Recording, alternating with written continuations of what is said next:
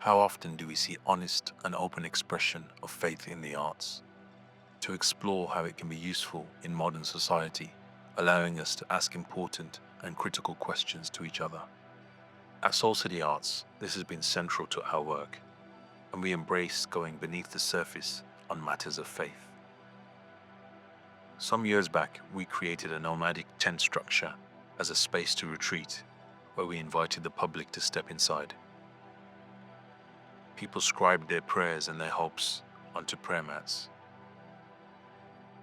This was a rare opportunity for the public to contribute with their reflections, but also were able to immerse themselves in the prayers and thoughts of others, some of which would have been challenging to read. Prayers being a very private thing, we don't ever really see an open display of what people pray for, so it was very moving to see such open yet anonymous reflections. We then created a theatrical experience telling the story of a young man who struggled with finding focus and faith in a secular society, whilst battling with Waswasa, whispers inside of his head. The show explores live performance, physical theatre, and film projections, and after developing it in the UK, we embark upon the process of reimagining it for an Australian audience.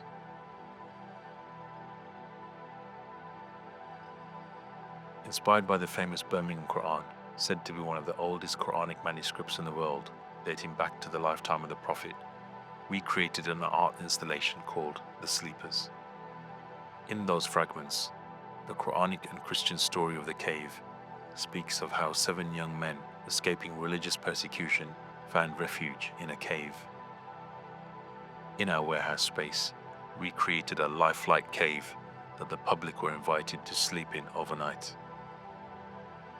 Cut off from technology and the modern world, we found that people were crying out for a place to experience timelessness.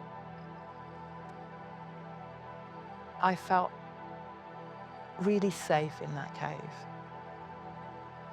Not having any idea what the time was kind of allowed me to just free myself from those chains, the chains of time. I think this is probably the closest I've ever been to experience timelessness and just be fully present.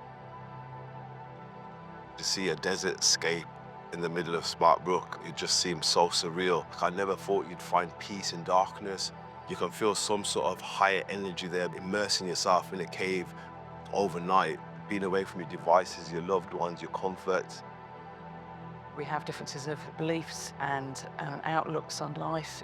Actually, there was a vulnerability that we shared when we were open and honest with each other. When I did read the Surah of the Cave, I never ever thought I would have even like 1% being able to experience something like that, because it seems so ancient and so far away in forgotten lands.